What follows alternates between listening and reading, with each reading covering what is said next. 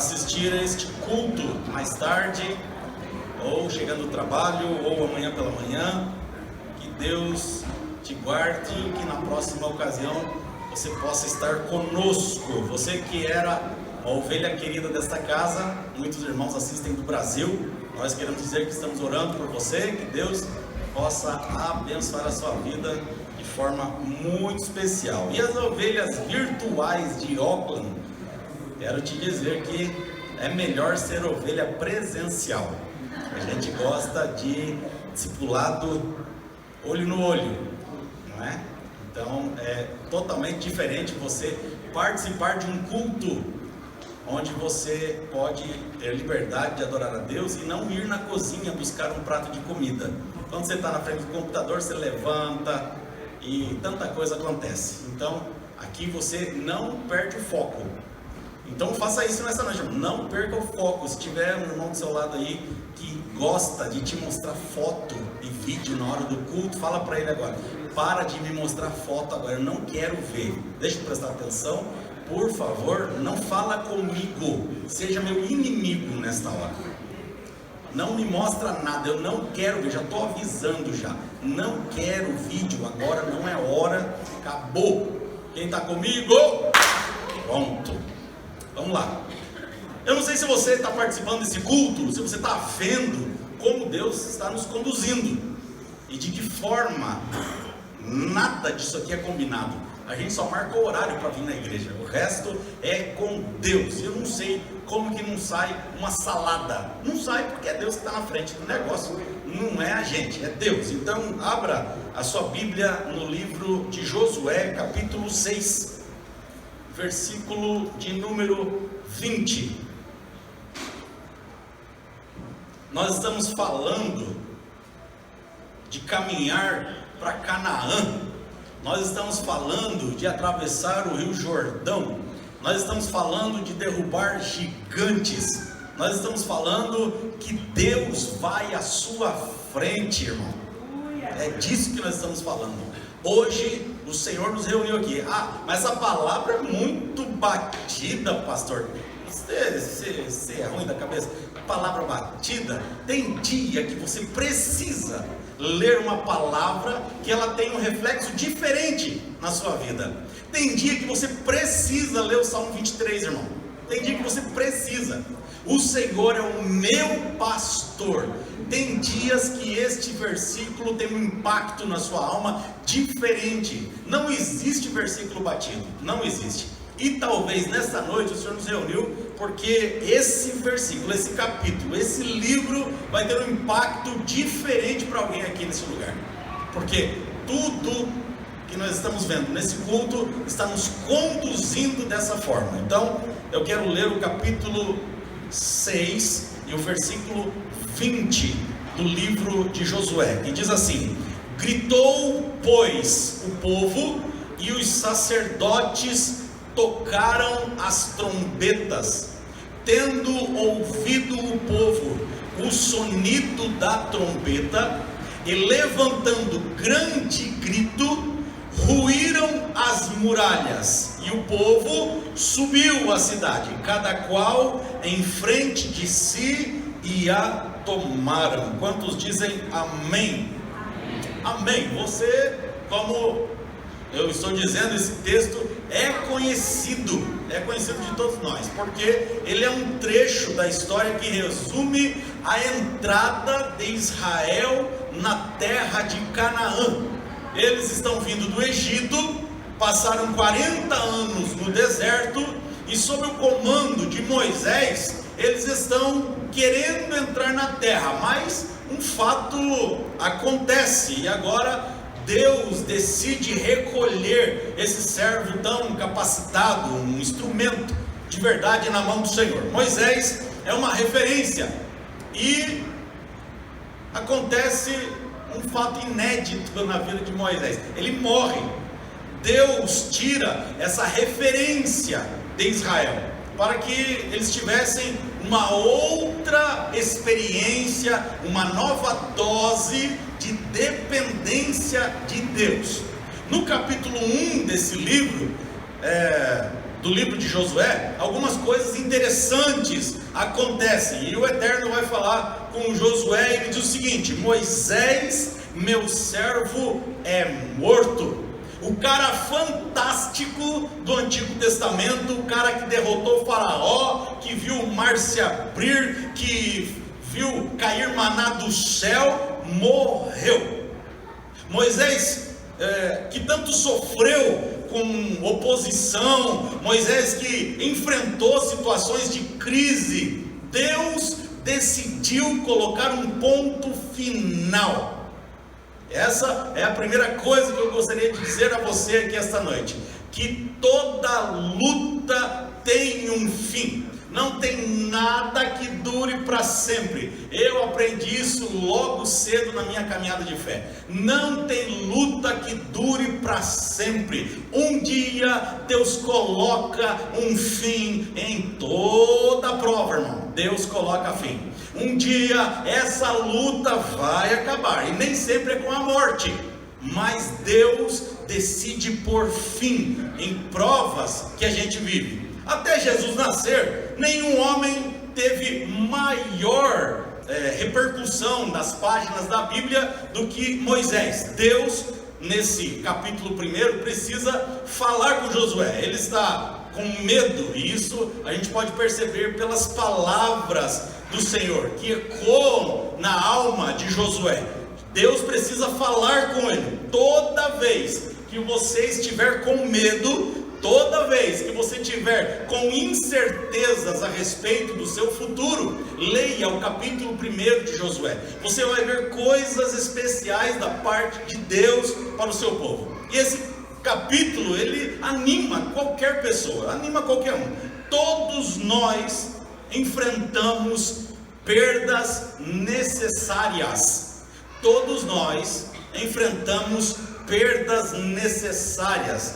Existem determinadas coisas que, se você não perder, você não rompe, você não avança. Às vezes Deus precisa tirar encostos nossos, escoras, para que você caminhe com as suas próprias pernas.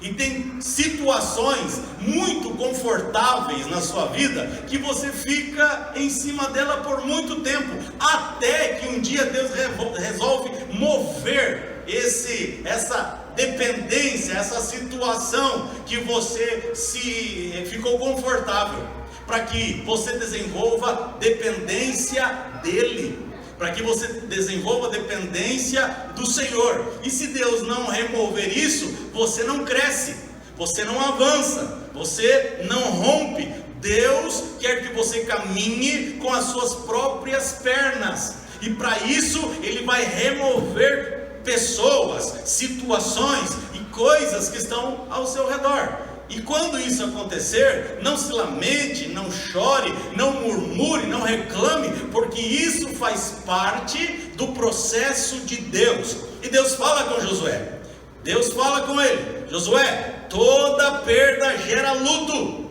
mas feche as suas perdas. Tudo que você perder vai gerar um luto em você.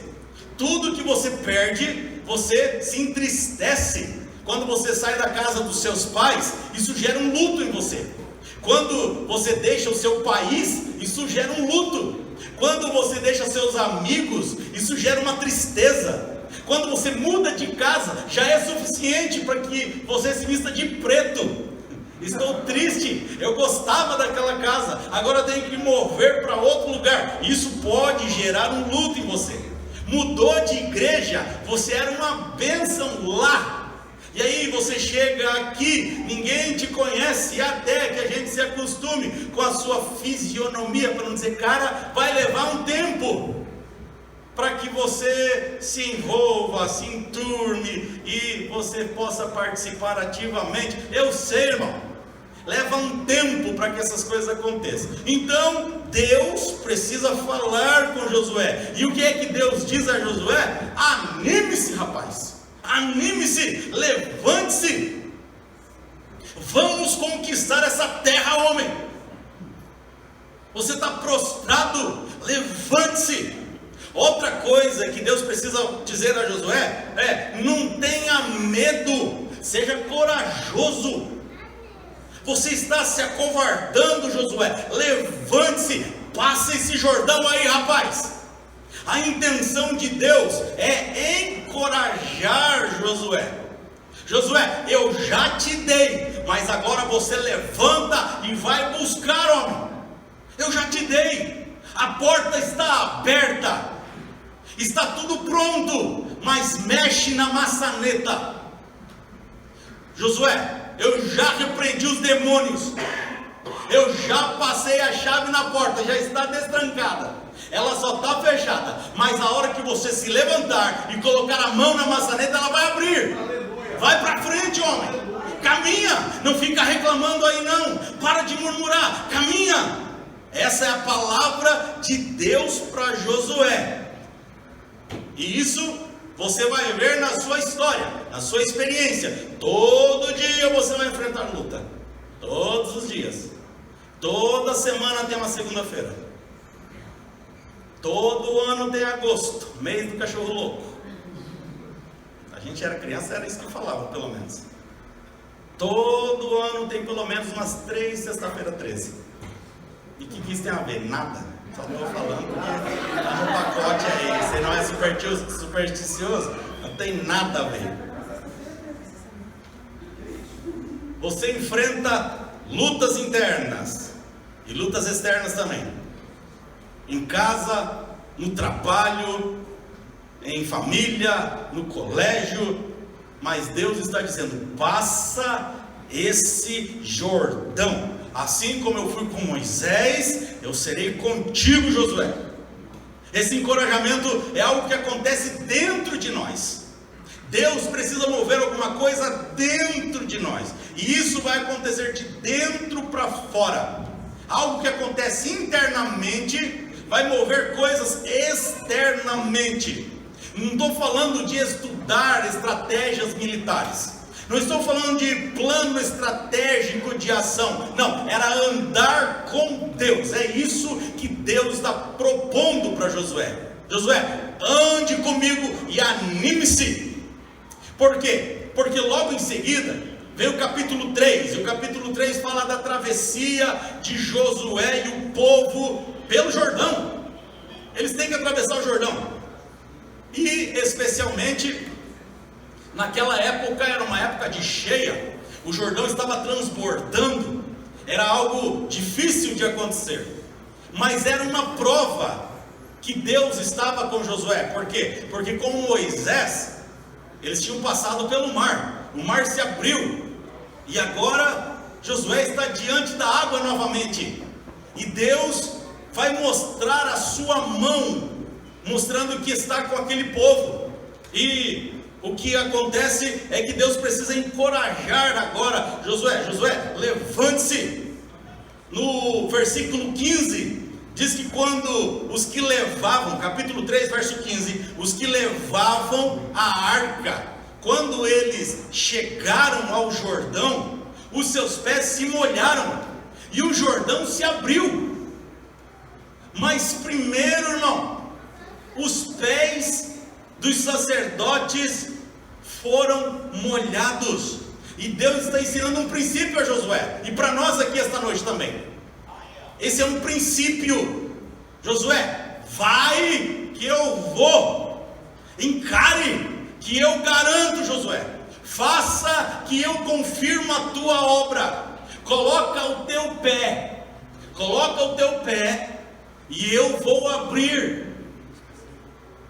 Vai, Josué, vai à frente. Não tinha estratégia coerente não, irmão.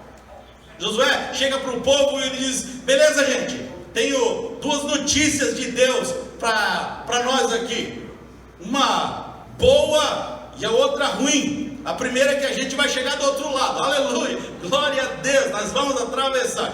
A ruim é que por dentro da água. Mas como por dentro? Que estratégia é essa, Josué? Não tem estratégia, não tem estratégia. É para a gente caminhar por dentro da água e o milagre vai acontecer.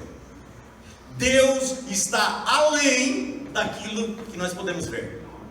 Deus faz além daquilo que nós enxergamos. Então, quando a estratégia está na mão de Deus, não quer dizer que não tem estratégia. Tem, só que você não sabe. O fato de você não saber que existe uma estratégia nos causa medo. Quando a gente não sabe qual é essa estratégia e Deus só fala vai, isso causa em nós uma apreensão natural, normal. Mas quando você tem fé, da qual a Carol falou aqui, quando você crê, você sabe que o plano, que mesmo desconhecido por você, vai acontecer, queira quem quiser ou não, vai acontecer, porque ele está na mão de Deus, e quando está na mão de Deus, acontece, vai acontecer. Então tinha um plano desconhecido para Josué e para o povo, não tem estratégia, é por dentro da água. Então vamos caminhar. Nem as coisas que dão errado na nossa vida nós não entendemos direito, nem as coisas que não acontecem do jeito que você espera, você entende. A gente não entende. Existem muitos planos que você faz, muitas intenções que você tem, e na hora de executar essas intenções, esses planos, eles dão errado. Você não entende essas coisas. Vai ter que passar muito tempo para você entender que aquilo que deu errado tinha que dar errado mesmo, irmão. Vai passar muito tempo para você entender que aquilo que não aconteceu do jeito que você queria, tinha que acontecer daquele jeito. Mas Deus vai te dar experiência estrutura quando você se submeter a situações que estão além da sua capacidade de gestão. Vou falar de novo, que talvez pareça ser meio complexo para os mais novos, mas eu vou falar de novo. Deus vai te dar experiência, você vai ter conhecimento, você vai ter estrutura, você vai aprender muita coisa quando você se submeter a situações que para você parecem ser grandes demais. Deus, é grande, esse projeto é muito grande para mim, vai. Deus, isso é maior do que eu posso administrar, vai. Realize coisas que estão além da sua capacidade de gestão, que estão além da sua capacidade administrativa, porque quando você chegar lá, é Deus que te colocou. Eu tenho um pregador aqui, não tem. Vai, irmão, vai junto, coloca Deus à sua frente, coloca o pé, que Deus fabrica o chão. Coloca o pé, mas você precisa colocar o seu pé. Tem gente que não alcança grandes conquistas porque não coloca o pé na água. Colocar o pé na água dá medo. Você não está vendo milagre, o mar não se abriu, onde você precisa passar está fechado, mas você precisa agir com fé. Você precisa colocar o pé ali, onde nada aconteceu, nada mudou, para que Deus realize seu milagre. Você deu o seu primeiro passo, você caminhou na direção, você está numa marcha de fé.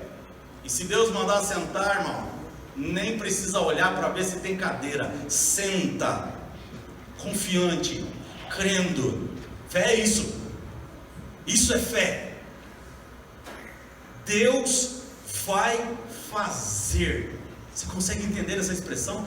Deus vai fazer. Mas como, pastor? Eu não sei, mas Deus vai fazer. Mas não tem jeito, é impossível. Pronto, você falou essa palavra, entrou na especialidade do Eterno. Impossível, isso é especialidade dele. Pastor, mas não tem condições. Olha, eu olho a minha conta bancária, dá vontade de chorar. Eu vejo a minha formação, eu olho toda a perspectiva. Não dá. Pronto, é Deus no processo. Quando você olhar a isso, sabe por quê? Porque a gente fica querendo milagre deitado na rede, comendo mamão com açúcar, assistindo TV. É assim que a gente quer milagre. Se a gente não precisar sofrer nada para que o milagre acontecesse, aleluia, glória a Deus, é isso que a gente precisava. Irmão, o milagre só é milagre quando você não vê perspectiva, quando você não vê possibilidade, quando não tem jeito, quando você não imagina a condição, a situação que aquilo vai se realizar. Não existe possibilidade de acontecer.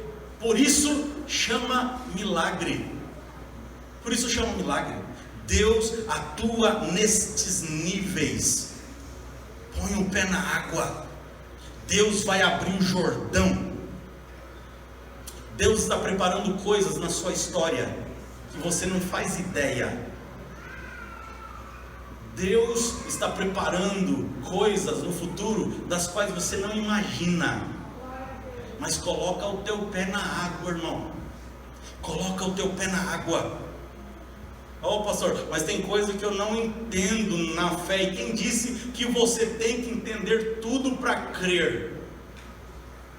Você não entende mesmo. Você não vai conseguir dominar tudo. Nem sempre o crer tem a ver com entender. Muitas vezes o crer tem a ver com confiar. Então você precisa confiar em vez de querer entender. Porque se você ficar medindo a perspectiva e fazendo projeções, você deixa de crer. Você fica calculando as possibilidades. Você fica calculando a quantidade, os números, e aí você deixa de crer. Então, crer é quando tudo isso é impossível. Ok, eles atravessam o Jordão. E o segundo desafio de Josué está bem à frente. Qual é a primeira cidade? O nome dela é? Isso, fala com convicção, irmão. O nome dela é? Jericó. Eu gosto da convicção dos irmãos, né? Que faz teologia, os irmãos que estudam a Bíblia. Esse capítulo 6 fala da conquista de Jericó. E foi aqui que a gente começou. A conquista de Jericó. Eu tracei o caminho que eles fizeram. Eu tracei a direção que eles tomaram, vindo do deserto, passando pelo Jordão. Quando eles estão diante de Jericó, o povo pergunta para Josué: e aí, Josué, o que nós vamos fazer? Chegamos, a gente atravessou, mano, beleza, aleluia. E agora? O que é que a gente vai fazer mesmo? Então, também não sei. Vamos falar com Deus. E a resposta de Deus é: Deus, nós precisamos da estratégia, direção. O que o Senhor tem para falar para nós? Capítulo 6, versículo 1 ao 5 diz assim: rodei a cidade uma vez por 6 dias. No 7º dia, rodei a cidade 7 vezes. E pronto. Entendeu, José? Sim, senhor. Então vai lá, os sacerdotes pegam seus instrumentos de sopro, eles vão tocar a trombeta longamente. Quando vocês ouvirem o som da trombeta, vocês vão fazer um grande barulho de festa, e todo mundo vai gritar. Beleza, Josué? Beleza. Agora vai lá e fala para o povo. Deus ensina um outro princípio aqui para o seu povo: celebre antes da conquista. Celebre antes da conquista. Josué, ele chega no meio do povo e diz: beleza, dessa vez eu só tenho uma notícia. Deus nos deu uma estratégia. Ah, bom, Josué, glória a Deus. Nós pensamos que ia ser outra loucura como aquela do Jordão, porque aquilo do Jordão foi loucura, Josué.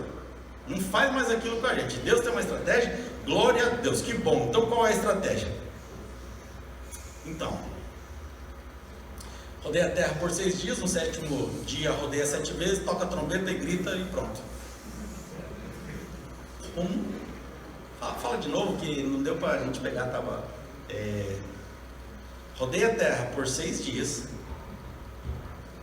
no 7º dia rodeia 7 vezes, toca a trombeta e grita e pronto. É a estratégia de Deus.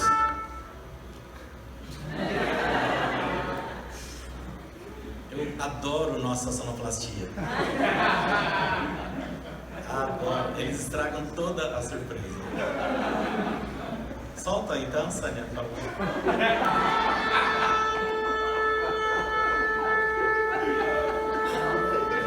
É isso, vamos gravar esse momento. Vamos deixar eternizado. Isso. Precisa ser mais alto, viu, Amorei? Obrigado. A gente combina tudo isso em off, irmão. Tudo isso aí em off, ó. Beleza? Na hora certa, vou fazer um sinal. A hora que eu fizer um sinal, você vai com força. E vai dar certo, amém? Então, pastor, tamo junto. Tamo fechado. Aqui não vai dar aí, não. Vai dar aí pra lá. Aqui não. Amém. Beleza. Não era hora, mas tá bom. Daqui 10 minutos vai ser.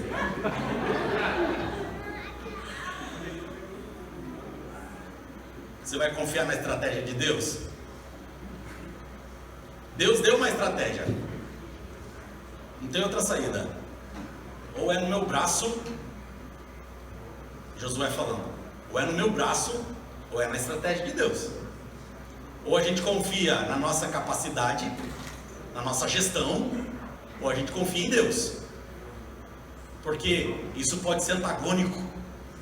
Isso pode ser contraponto. A estratégia de Deus pode ser totalmente nada a ver com o seu plano. Isso já não aconteceu com você? Você fez um plano e a resposta de Deus? Não. É doloroso.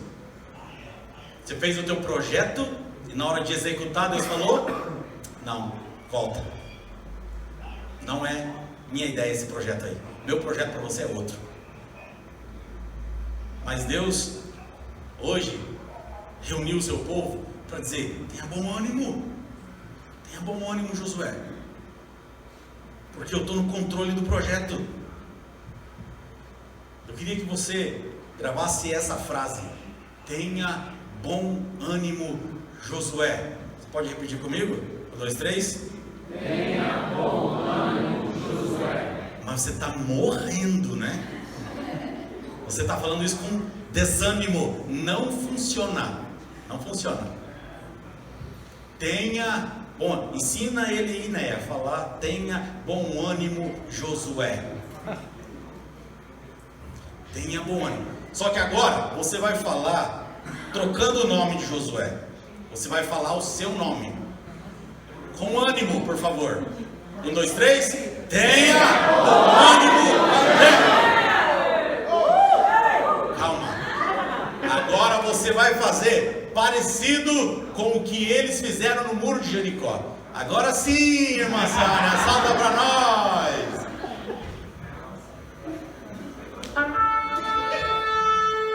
Tenha bom ânimo, André. Bom ânimo. Bom ânimo. Você imagina estar diante dos muros de Jericó e os sacerdotes lá. E qual é a ordem de Deus mesmo? Soar a trombeta longamente. Deus está dando estratégias para Josué. Josué, eu quero instrumentos de sopro e eu quero som de celebração. É isso que Deus está dizendo para o povo. Som de celebração. Deus, nós não temos condições de celebrar. Como não tem condições de celebrar? Não, Deus, o muro está de pé, o povo está lá dentro fechado, não aconteceu milagre nenhum ainda. A gente só vai conseguir celebrar depois. Deus está dizendo: esquece isso aí.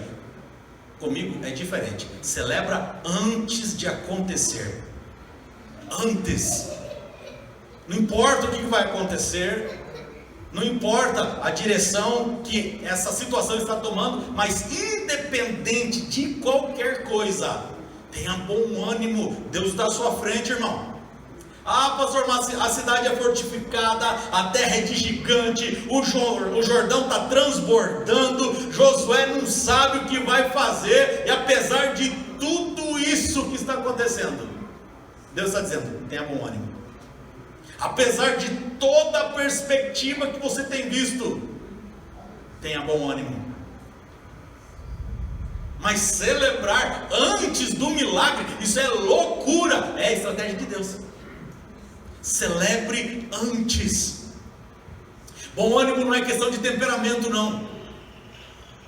Ah, mas é que tem gente que, meu Deus, se ele chupar o limão, quem fica azedo é o limão. Pessoa azeda. O temperamento dela não permite que ela tenha bom ânimo. Nada a ver. Bom ânimo não é questão de temperamento. É se o Espírito Santo de Deus habita em você ou não. É se você anda com Deus ou não. Bom ânimo é se Deus habita em você. Celebre antes de acontecer. Não aconteceu ainda, meu irmão, mas vai acontecer. Creia. Pare de reclamar, Josué. Você murmurando pelos cantos aí não resolve nada. Você chateado pelos cantos não resolve nada. Deus fala com Josué. Deus acabou de falar com Josué. A reação dele sabe qual é? Ele se levanta e foi fazer o que Deus mandou. Josué, se levante e anime-se, rapaz. Ele se levanta e vai. Vamos atravessar esse Jordão. Comece a fazer algo na direção de Deus. Comece. Seu trabalho não é vão no Senhor. Comece a caminhar na direção. Vamos trabalhar, irmão. Firmes no dia mau, firmes no dia da angústia. Não deixe caraminhola ficar entrando na sua cabeça. Não deixe minhoca ficar entrando na sua cabeça. Fica firme na sua fé. O que você não imagina está nas mãos do Eterno. Deus pode fazer coisas extraordinárias se você caminhar na direção da fé. Creia. O Senhor nos reuniu aqui esta noite para que você tenha bom ânimo. Fica de pé, por favor.